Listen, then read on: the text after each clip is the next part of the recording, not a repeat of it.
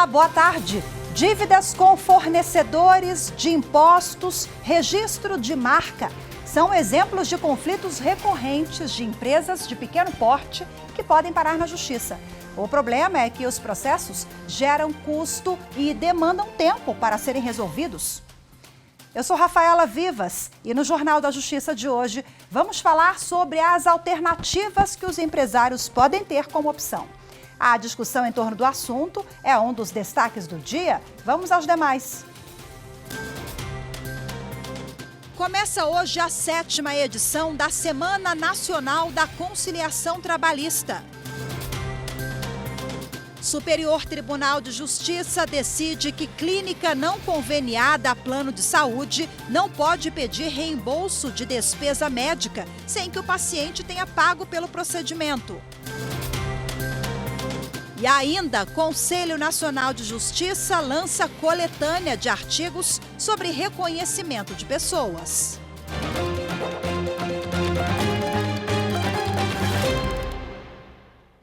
Começou hoje a 7ª edição da Semana Nacional da Conciliação Trabalhista. Promovida todos os anos pela Justiça do Trabalho, a campanha tem como objetivo implementar medidas para proporcionar maior celeridade aos processos trabalhistas e aprimorar os meios consensuais de resolução de conflitos. Saiba mais com Pablo Lemos. A Semana Nacional da Conciliação Trabalhista será realizada até sexta-feira em todo o país. A cerimônia de abertura da 7ª edição foi realizada nesta segunda-feira no Tribunal Regional do Trabalho da 18ª Região, em Goiás. Com o slogan "A um passo da solução", o evento foi transmitido ao vivo no canal do TRT Goiano no YouTube. A campanha em prol da conciliação trabalhista contou com a presença do vice-presidente do Tribunal Superior do Trabalho e do Conselho Superior da Justiça do Trabalho, ministro Aloísio Corrêa da Veiga, que é o responsável pela coordenação da Comissão Nacional de Promoção à Conciliação da Justiça do Trabalho. A ideia é alcançar o maior número de soluções consensuais nos processos em tramitação na Justiça do Trabalho. No ano passado, foram realizadas cerca de 65 mil audiências e homologados quase 21.200 acordos, com mais de 764 milhões de reais negociados. A cerimônia de encerramento da Semana Nacional da Conciliação Trabalhista será realizada no TRT da 15ª Região, em Campinas, São Paulo, no dia 26 de maio. A Procuradoria-Geral da República denunciou ao Supremo Tribunal Federal o indigenista José Acácio Chavante por incitação a atos antidemocráticos. Apesar da denúncia, a PGR entende que não há motivos para mantê-lo detido. Em dezembro do ano passado, a prisão do indígena provocou uma série de vandalismo na área central de Brasília, inclusive com tentativa de invasão da sede da Polícia Federal. Carros e ônibus foram incendiados. Os ataques ocorreram horas após a diplomação do presidente Luiz Inácio Lula da Silva pela Justiça Eleitoral. A decisão do ministro Luiz Roberto Barroso do Supremo Tribunal Federal, que restabeleceu o piso salarial nacional de enfermeiros, é um dos destaques do podcast Supremo na Semana. Confira na narração de Rossini Gomes. O podcast é apresentado pela coordenadora de novas mídias da TV Justiça, Mariana Xavier, com comentários do jornalista Mauro Burlamac da comunicação do STF, destacou, entre outros temas, o julgamento do ex-presidente e ex-senador Fernando Collor de Mello. O colegiado formou maioria pela condenação. A análise do caso continua nesta quarta-feira.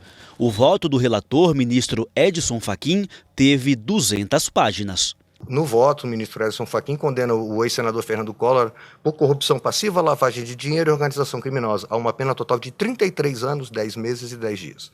Outro julgamento de destaque no podcast foi a decisão do ministro Luiz Roberto Barroso, que restabeleceu o piso nacional dos enfermeiros, auxiliares de enfermagem e parteiras. A decisão admite a possibilidade de negociação coletiva sobre o piso para os profissionais da iniciativa privada, como explica o jornalista Mauro Burlamac. Na área privada, ele mantém aberto o canal da negociação e aí fala, né, uma discussão também muito usual aqui no Supremo, ele fala, no caso vai prevalecer o negociado sobre o legislado. chegando-se a um acordo, as partes, né, trabalhadores e empresa chegando a um acordo, ela vai prevalecer em relação ao que está legislado. A terceira turma do Superior Tribunal de Justiça decidiu que clínica não conveniada a plano de saúde não pode pedir reembolso de despesa médica sem que o paciente tenha pago pelo procedimento. As informações com a repórter Marina Campos.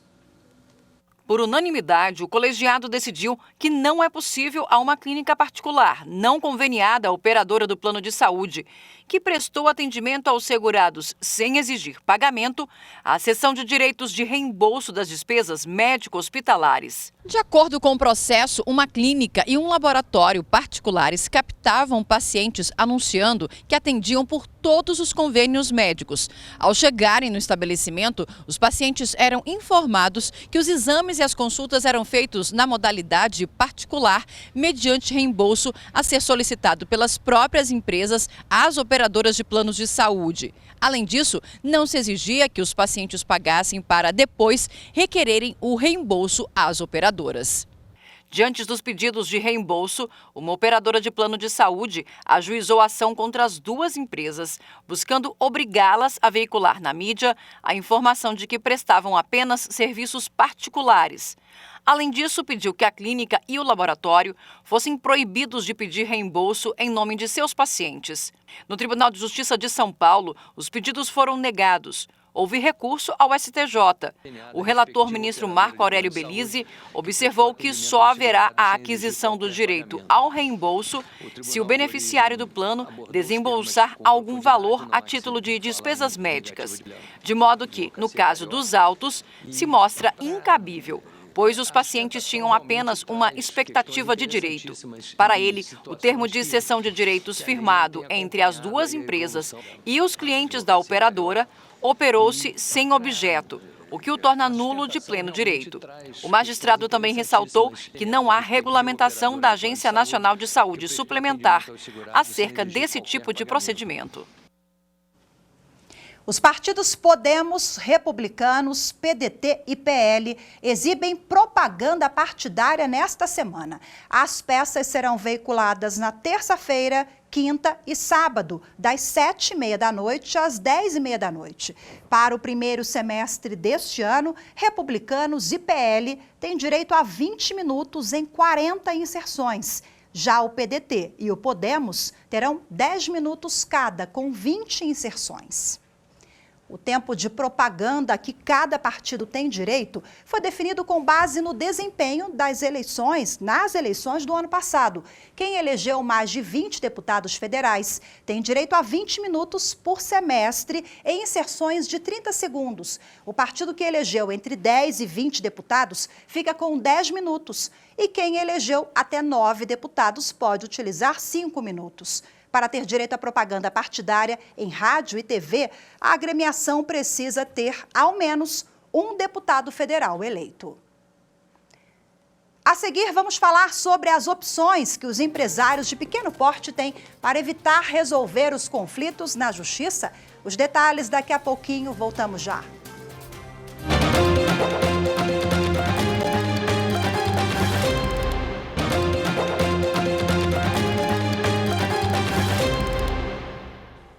Uma em cada 3 empresas no Brasil fecham as portas antes de completar 5 anos. Muitas não conseguem se manter por causa de problemas no judiciário. Acompanhe os detalhes na reportagem de Carolina Chaves. 1.300.000 negócios de pequeno, médio e grande porte começaram a funcionar entre janeiro e abril de 2022. A maior parte é MEI, microempreendedor individual, que fatura até R$ 81 mil por ano. Nesse mesmo período, 541 mil empresas fecharam as portas. Segundo Lília Calafande, analista de políticas públicas do SEBRAE, Serviço Brasileiro de Apoio às Micro e Pequenas Empresas, muitas não conseguiram se manter por causa de problemas na justiça. Dados de uma pesquisa realizada pelo SEBRAE em janeiro de 2023 demonstram uma piora no cenário econômico da micro e pequena empresa, principalmente nas questões relacionadas à inadimplência. E aqui inadimplência eu estou falando de empréstimos bancários, dívidas com fornecedores, dívidas ordinárias, impostos Isso tudo são potenciais geradores de conflitos judiciais. Ainda de acordo com o Sebrae, a maior parte das microempresas não contam com um suporte nem assistência para enfrentar um processo na justiça. Os gastos com advogado, custas processuais e às vezes até a paralisação de parte das atividades podem levar à sentença de morte do pequeno negócio. A Júlia precisou mudar a atividade para se manter no mercado. Ela é microempreendedora individual e perdeu a marca de roupa da loja dela. A saída foi desistir e criar outra identidade para o negócio. No final do período, eu fiquei durante quase que 2 anos acompanhando todo o processo no INPI, e no final eu tive uma recusa do registro da marca, e eu tive uma empresa entrou em contato comigo para justamente buscar negociar a marca, o registro dessa marca. E na época isso me causaria vários custos, né? Muitos custos. Uma empresa pequena começando, foi a primeira marca que eu registrei, e eu não tinha aporte, eu não tinha capital de giro para poder fazer esse investimento. É uma categoria que precisa de muito apoio, né? E são difíceis, é difícil conseguir esse apoio. A dica do Sebrae é que os empreendedores procurem negociar as pendências para evitar que o problema chegue à justiça. E o Sebrae orienta que antes de judicializar, o empresário procure câmaras, plataformas, empresas que trabalham com mediação, com arbitragem, com negociação, que são alternativas muito mais rápidas e menos onerosas para a resolução de conflitos cotidianos.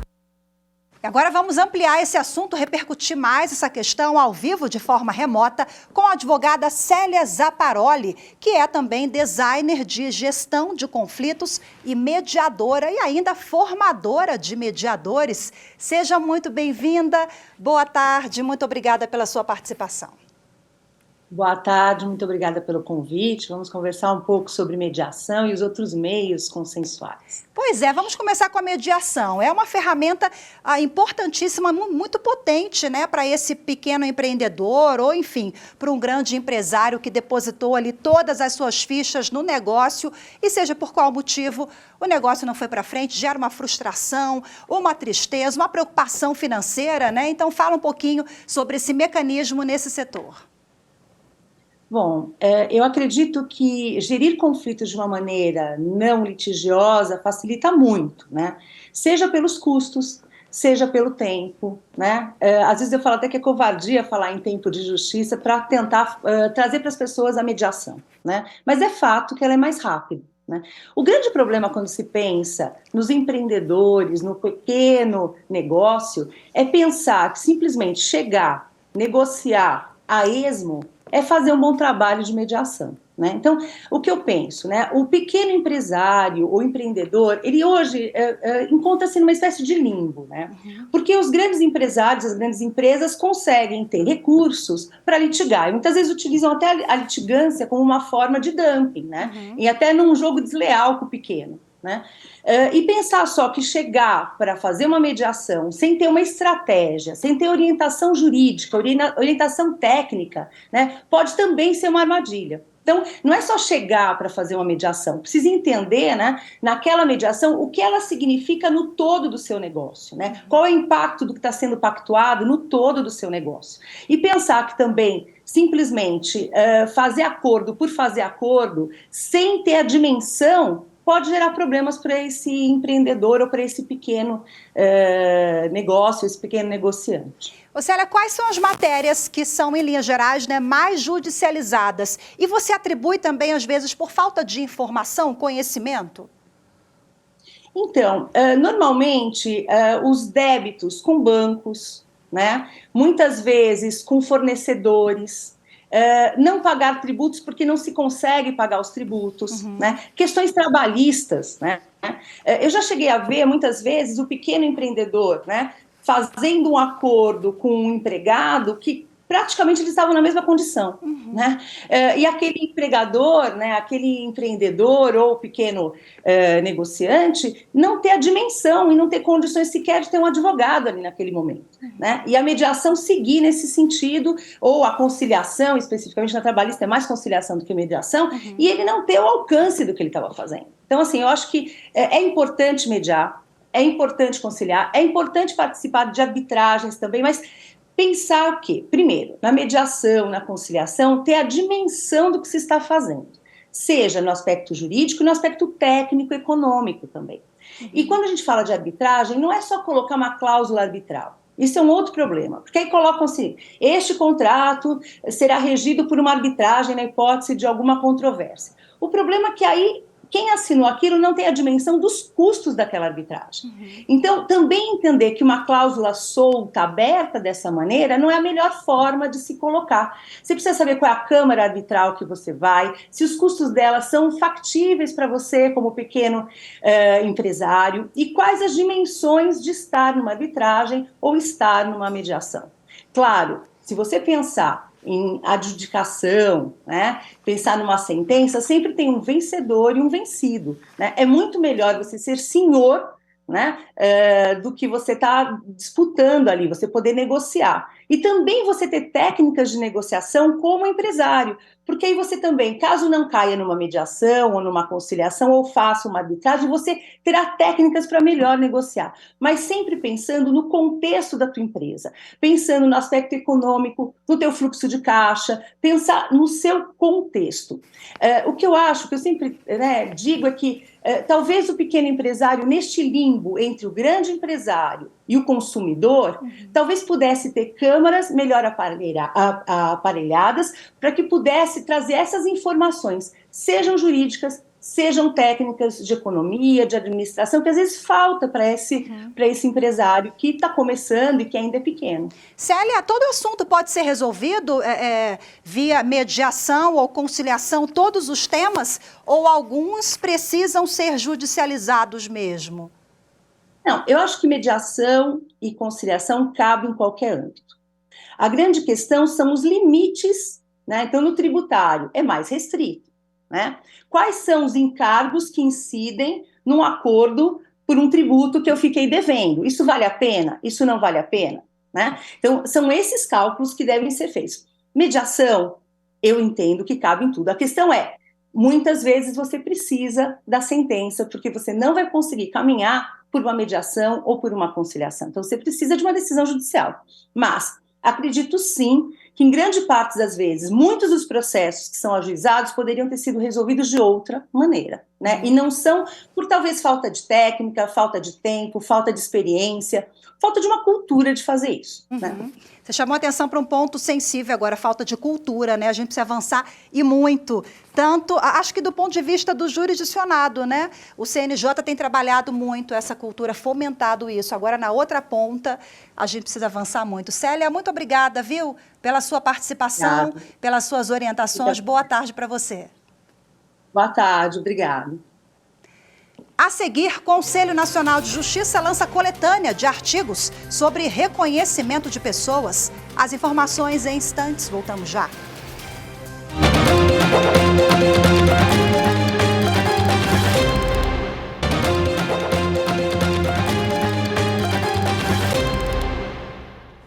O Conselho Nacional de Justiça lançou hoje a coletânea de artigos, reflexões sobre o reconhecimento de pessoas, caminhos para o aprimoramento do sistema de justiça criminal.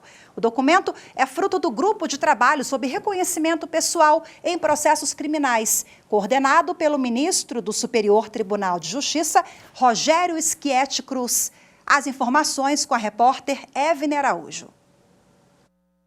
A coletânea foi lançada durante um seminário virtual promovido pelo Conselho Nacional de Justiça. Os artigos foram escritos por juristas, psicólogos, sociólogos e cientistas sociais. Segundo o ministro do Superior Tribunal de Justiça e coordenador do grupo de trabalho sobre reconhecimento pessoal em processos criminais, Rogério Schietti Cruz, os estudos contribuem para a discussão sobre os problemas que envolvem o procedimento. Sabemos que os reconhecimentos falhos têm sido uma das principais causas dos erros judiciários no Brasil. Isso não pode, de forma alguma, ser naturalizado como outrora já o foi. É preciso ter em mente que, ao mesmo tempo em que os reconhecimentos equivocados atravessam de forma determinante e muitas vezes irreparável a vida de pessoas inocentes, deixam impunes os verdadeiros culpados. Entre os aspectos abordados estão as falhas da memória humana e o racismo estrutural, que influenciam nos reconhecimentos equivocados.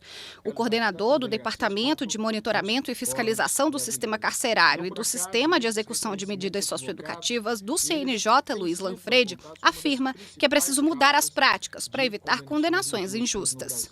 Não é só aqui, portanto, porém, que estamos a tratar de um procedimento, mas o que ele tem de relação direta com um tema muito importante, que é o racismo estrutural, o racismo institucional, né, o racismo social. A obra está disponível online na página do Conselho Nacional de Justiça na internet, cnj.jus.br.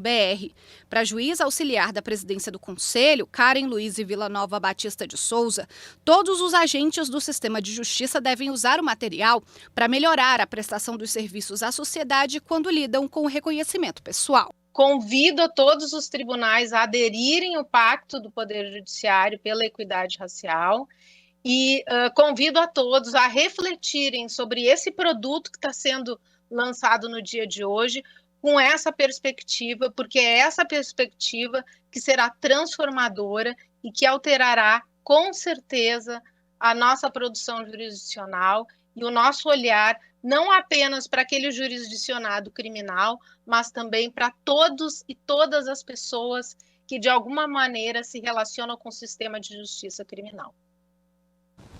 O ministro do Superior Tribunal de Justiça, Reinaldo Soares da Fonseca, decidiu que uma idosa presa por furto vai aguardar reexame da pena em regime aberto. Jéssica Castro. Em decisão monocrática, o ministro Reinaldo Soares da Fonseca concedeu para uma mulher de 60 anos, condenada por furtos de roupas cometidos em 2006, o direito de aguardar em regime aberto a reanálise do cálculo da pena. No pedido de habeas corpus, a Defensoria Pública de São Paulo alegou que a possibilidade de considerar negativamente antecedentes criminais, sem qualquer limitação temporal, mostra-se pena de caráter perpétuo e sustentou a imposição do regime semiaberto à idosa. Considerando também o fato da mulher ter problemas de saúde, a Defensoria pediu que fossem afastadas as anotações criminais antigas e, consequentemente, reduzida a pena e readequado o regime de cumprimento. Em liminar, foi pedido que ela pudesse aguardar o julgamento do habeas corpus em liberdade ou em prisão domiciliar. Na decisão, o relator, ministro Reinaldo Soares da Fonseca, apontou precedentes do STJ, segundo os quais o prazo para aplicação do direito ao esquecimento é de 10 anos, contado da extinção da pena anteriormente imposta até a prática do novo delito. O ministro observou então que no processo não há informações acerca da data da extinção das penas para se aferir à ocorrência do lapso temporal em relação à prática do novo delito e, por isso, determinou o retorno do processo ao Tribunal Estadual para que reanalise a dosimetria da pena e verifique se, à luz da jurisprudência do STJ, as condenações anteriores da ré podem caracterizar maus antecedentes e servir de justificativa para o aumento da pena e a fixação do regime semiaberto. Porto Alegre, no Rio Grande do Sul, tem um serviço exclusivo para quem precisa emitir certidões negativas. Os centros de atendimento ao público estão disponíveis nos prédios do Foro Central e nos 6 fóruns regionais da cidade. A reportagem é de Matheus Beck. No térreo dos fóruns 1 e 2, o cidadão recebe todas as orientações de uma equipe preparada para atender qualquer pedido. No 2, ele pode até mesmo pagar as guias em uma agência do Banrisul instalada no próprio prédio. A orientação é que ele já chegue ao CAP com todos os documentos em mãos. O nosso objetivo é a agilização o mais rápida possível na expedição dessa certidão. Né? Ou seja, o cidadão de Porto Alegre, esteja onde ele estiver, ele se dirige ao foro, né, e pode obter esse serviço. Para quem preferir fazer de casa, o serviço também está disponível de forma online. O acesso é bem fácil. Basta entrar no site do TJRS e clicar na aba Processos e Serviços. Depois, no item Serviços Processuais, é só clicar no link Emissão de Antecedentes e Certidões. Aí é preciso selecionar o tipo de certidão, preencher o formulário e emitir o documento. É muito simples e funcional, só ir seguindo ali um passo a passo. É bem tranquilo para as emissões. Caso não seja possível a emissão junto ao site, nos casos de certidão positiva ou homônimos, aí tem que se dirigir até um foro ou pode solicitar via e-mail. De todos os serviços digitais oferecidos pela Justiça Gaúcha, a emissão de alvarás de folha corrida e de certidões judiciais é um dos mais buscados. São emitidos, em média, cerca de 6.000 documentos por mês, ou 200 todos os dias. Mais informações podem ser obtidas pelo e-mail ou pelo telefone que estão na tela. A expedição de certidões ela é um serviço que os foros possuem, né, e que são de extrema importância para o cidadão. Ele muitas vezes ele vai concluir um negócio e ele precisa da expedição rápida, ágil de certidões, né? Seja muitas vezes até para um trabalho, né? Para fazer uma entrevista de trabalho, ele precisa de certidões negativas, ele precisa apresentar junto com o currículo. Então esse serviço ele está ganhando também o benefício da digitalização. Hoje ficamos por aqui. Muito obrigada pela sua companhia. Uma ótima tarde. Excelente semana para todos nós. Até amanhã. Tchau, tchau.